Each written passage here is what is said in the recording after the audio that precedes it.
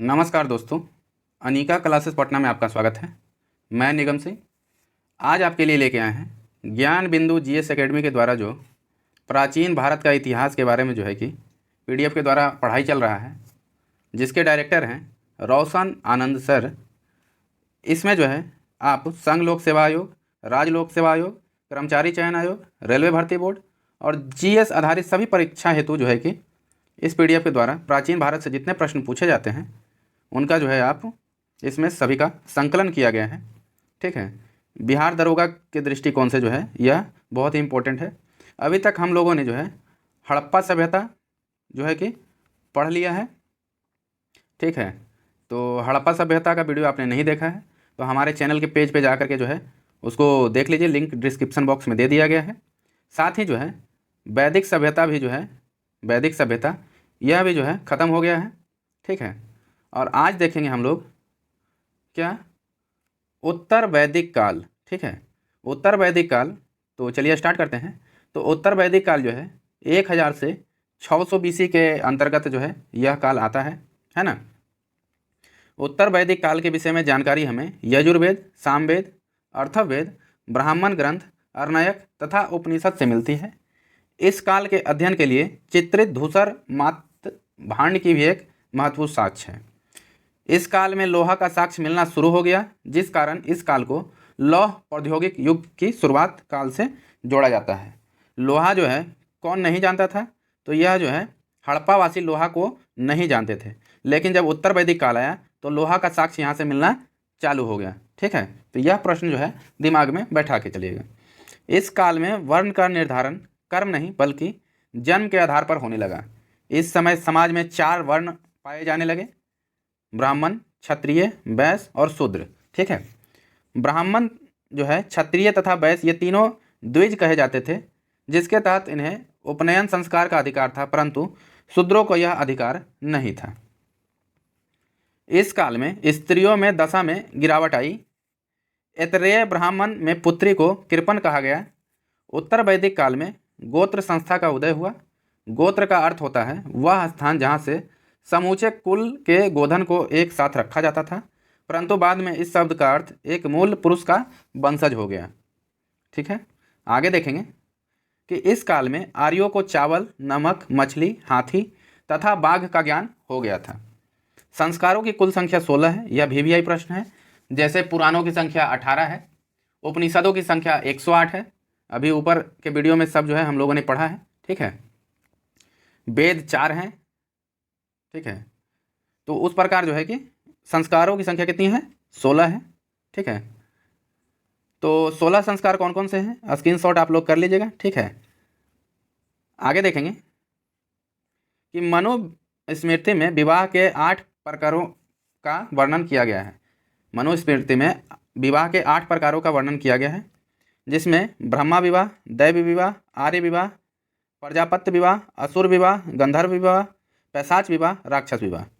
तो लगभग आप सिर्फ ये याद रखिए कि कितने प्रकार के मनुस्मृति में विवाह हैं, तो 8 प्रकार के। हालांकि कभी कभी पूछ देता है, लेकिन यह बहुत ही अल्टर जब पूछा जाएगा तो आपसे पूछ सकता है कि ब्रह्मा विवाह मतलब उसका संबंध किससे है, तो समान वर्ण में विवाह से, है ना। तो इतना टिपली पढ़ने की ज़रूरत नहीं है, हालांकि एक नज़र आप देख लीजिएगा तो याद रहेगा। राजनीतिक स्थिति की बात करें, इस काल में पहली बार क्षेत्रीय राज्यों का उदय हुआ। राष्ट्र शब्द जो प्रदेश का सूचक है पहली बार प्रकट हुआ। राजा की दैवीय उत्पत्ति का सिद्धांत सर्वप्रथम ऐतरेय ब्राह्मण ग्रंथ में मिलता है। राजा का राज्याभिषेक जो है राजस्य यज्ञ द्वारा संपन्न होता था। यजुर्वेद में राज्य के उच्च पदाधिकारी को रत्नी कहा जाता था, जिसकी संख्या जो है राजा सहित 12 होती थी। इस काल में बलि एक नियमित कर हो गया है। आगे जो है कि पढ़ेंगे आर्थिक स्थिति के बारे में यहाँ की। तो इस काल में पशुपालन के जगह कृषि प्रथम पेशा बन गया था। अंतरी जी खेड़ा से सर्वप्रथम कृषि के संबंध लौह उपकरण मिले हैं। इस काल के लोग जो है 4 प्रकार के बर्तन को पहले मृद भांड कहा जाता था। ठीक है, तो 4 प्रकार के बर्तन कौन थे? पहला था काले व लाल रंग से मिश्रित मृद भांड, दूसरा था काले रंग का मृद भांड, तीसरा चित्रित धूसर मृद भांड और चौथा लाल मृद भांड। आगे पढ़ेंगे, इस काल में श्रेष्ठी श्रेणी का प्रधान जो है व्यापारी होता था। इस काल में निष्क और शतमान मुद्रा की इकाई थी। उत्तर वैदिक आर्यों को समुद्र का ज्ञान हो गया था। ठीक है, इसके बाद चैप्टर अपना स्टार्ट होगा जैन धर्म, है ना, तो उसको भी देखेंगे। उससे पहले थोड़ा बहुत है, इसको पढ़ लेते हैं। बेसिक नॉलेज के लिए बहुत ज़रूरी है। रटा रटाया सिर्फ ऑब्जेक्टिव का ज्ञान आपके पास रहेगा तो सिर्फ और सिर्फ आप बिहार एसआई का पीटी क्वालिफाई करेंगे, जैसा मेरे साथ हुआ था। डीपली पढ़ना बहुत ही ज़रूरी है, समझ गए, और 2-3 बार रिवीजन करना है ना। धार्मिक स्थिति यहाँ जानेंगे उत्तर वैदिक काल की। तो ऋण 3 प्रकार का होता था। ठीक है, पितृ ऋण, ऋषि ऋण, देव ऋण। पितृ ऋण वह है कि संतान उत्पन्न कर व्यक्ति इस ऋण से मुक्त होता है। ऋषि ऋण क्या था? अपने पुत्र को शिक्षित कर व्यक्ति इस ऋण से मुक्त होता था। और देव ऋण क्या है? धार्मिक अनुष्ठान एवं यज्ञ आदि कर व्यक्ति इस ऋण से मुक्त होता है। ठीक है, आगे पढ़ेंगे कि इस काल में कर्मकांडों का व्यापक स्तर पर प्रचलन हो चुका था। इस काल के सबसे लोकप्रिय देवता प्रजापति, सृजन के देवता ब्रह्मा हो गया था। इस काल के 2 अन्य प्रमुख देवता रुद्र, पशुओं का देवता, और विष्णु, लोगों का पालक का उल्लेख मिलता है। सर्वप्रथम शतपथ ब्राह्मण में पुनर्जन्म के सिद्धांत का उल्लेख है। इसी ग्रंथ में स्त्री को अर्धांगिनी भी कहा गया है। किसमें? शतपथ ब्राह्मण में पुनर्जन्म के सिद्धांत का उल्लेख मिलता है। इसी ग्रंथ में स्त्री को अर्धांगिनी भी कहा गया है। मृत्यु की चर्चा भी सर्वप्रथम इसी में मिलता है। परीक्षित को मृत्युलोक का देवता माना गया है। प्रमुख यज्ञ के बारे में बात करेंगे। अश्वमेघ यज्ञ। तो अश्वमेघ यज्ञ क्या था कि सर्वाधिक महत्वपूर्ण यज्ञ राजा द्वारा साम्राज्य की सीमा में वृद्धि के लिए घोड़े को स्वतंत्र छोड़ दिया जाता था। रामायण में भी आपने अश्वमेघ यज्ञ के बारे में सुना होगा। राम जी छोड़ते हैं घोड़े को, जिसको लव कुश जो है कि पकड़ते हैं, है ना। दूसरा है राजस्य यज्ञ। राज्याभिषेक करने के समय जो है कि यह यज्ञ किया जाता था। और तीसरा है वाजपेयी यज्ञ। यह राजा द्वारा शक्ति प्रदर्शन रथ दौड़ था, है ना। सिंधु सभ्यता और वैदिक सभ्यता में अंतर। तो इस टेबल को जो है आप स्क्रीनशॉट करना है तो कर लीजिए, क्योंकि इसमें से 1-2 क्वेश्चन जो है भिन्नता के आधारित पे भी आपके माइंड में होनी चाहिए। सिंधु सभ्यता क्या थी? यह एक नगरीय सभ्यता थी। जबकि वैदिक सभ्यता क्या थी? यह एक ग्रामीण सभ्यता थी। क्वेश्चन अभी इधर जो नीचे अभी पढ़ेंगे ना, यहीं से क्वेश्चन जो ऊपर के सारे सारांश जो है नीचे दिए गए हैं। बहुत ही अच्छा संयोजन के द्वारा जो है सजाए हैं सर ने, है ना। दूसरा है कि सिंधु सभ्यता में इसका मुख्य व्यवसाय व्यापार था। वहीं इसका मुख्य व्यवसाय क्या था? पशुपालन था। किसका? वैदिक सभ्यता का पशुपालन और सिंधु सभ्यता का व्यापार। लोहा से परिचित थे सिंधु सभ्यता वाले, सॉरी नहीं थे, लोहा से परिचित नहीं थे, जबकि यह लोहा से परिचित थे वैदिक सभ्यता वाले।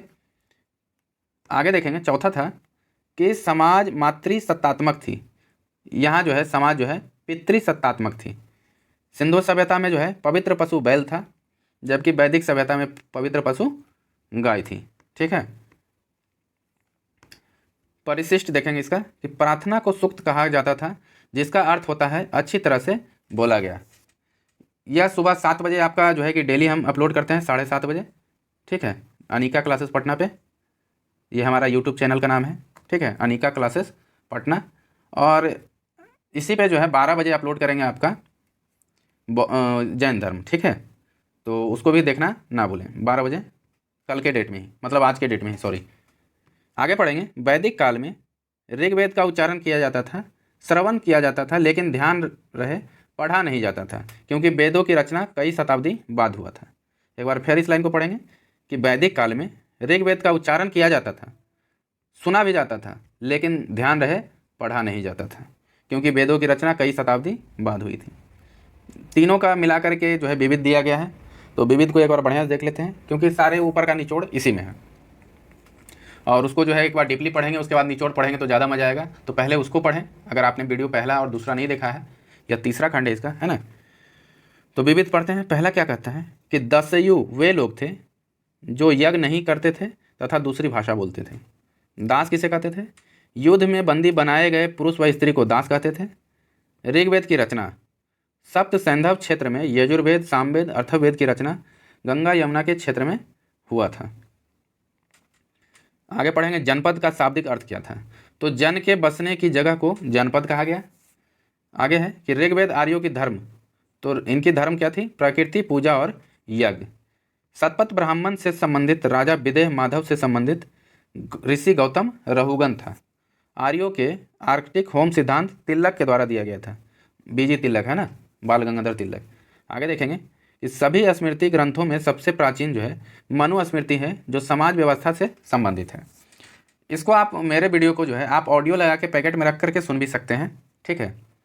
एक दो बार ऐसे भी सुन सकते हैं, बाकी देखने के बाद तो ज़्यादा समझ में आता है। आगे देखेंगे कि 3 पगों में तीनों लोक को माप लेने के कारण विष्णु को उपकर्म कहा गया। ऋग्वैदिक काल में से संबंधित मृदभांड गौरूबनी मृदभांड है। उत्तर वैदिक काल से संबंधित चित्रित धूसर मृदभांड है। मैत्रायणी संहिता में नारी को सुरा और पासा के साथ 3 प्रमुख बुराइयों में शामिल किया गया है। सबसे प्राचीनतम पुराण कौन सा है? मत्स्य पुराण है। यह VVI प्रश्न है, इसे नोट कर लीजिएगा, नोटबुक बनाते चलिएगा, ठीक है। मैं पूरा जो है कवर करवा दूंगा, हिस्ट्री पॉलिटी जितनी भी है ना, जीके का एक भी प्रश्न नहीं छूटेगा। सर का जितना भी PDF आएगा सबको हम आपको फ्री में ही अपने चैनल पे प्रोवाइड कर देंगे, है ना। आगे देखेंगे कि वैदिक युग में जौ को यव जबकि चावल को बिही कहा जाता था। प्रथम विधि निर्माता मनु था, है ना। कृष्ण भक्ति का प्रथम और प्रधान ग्रंथ श्रीमद् भगवद गीता है। वैदिक गणित का महत्वपूर्ण अंग शूल्ब सूत्र है, जो ज्यामिति से संबंधित पुस्तक है। पूछेगा कि शूल्ब सूत्र किससे संबंधित है, तो ज्यामिति से संबंधित पुस्तक है। उत्तर वैदिक काल के वेद विद्रोही और ब्रह्मा विरोधी धार्मिक अध्यापकों को श्रमण कहा जाता था। अस्तो माँ सदगमय ऋग्वेद से लिया गया है, ठीक है। दसराज युद्ध जो है यह परुष्णी नदी, जो कि रावी नदी के तट पे लड़ा गया था। परुष्णी नदी का ही नाम रावी नदी है। दसराज युद्ध सुने होंगे आप। धर्मशास्त्रों में भू राजस्व का दर कितना था, तो 1/6 था। कितना था? 1/6। आगे पढ़ेंगे। 800 BC से 600 BC ब्राह्मण युग था, है ना। अछूत की अवधारणा स्पष्ट रूप से उदित धर्मशास्त्र के काल में हुई। प्राचीन भारत में निषक स्वर्ण आभूषण से जाने जाते थे, लेकिन बाद में यह मुद्रा की इकाई हो गई। उपनिषद काल के राजा अश्वपति केकई के शासक थे। आगे पढ़ेंगे कि एशिया माइनर स्थित बेगाज कोई का महत्व इसलिए है कि वहाँ जो अभिलेख प्राप्त हुए हैं उनमें 4 वैदिक देवताओं इंद्र, वरुण, मित्र, नास्तक का उल्लेख मिलता है। आगे देखेंगे कर्म का सिद्धांत जो है मीमांसा से संबंधित है। वैदिक युग में प्रचलित लोकप्रिय शासक प्रणाली गणतंत्र थी। चरक जो है कुषाण शासक कनिष्क का राजवैद्य था, जो चिकित्सा शास्त्र पर चरक संहिता नामक ग्रंथ की रचना किया था।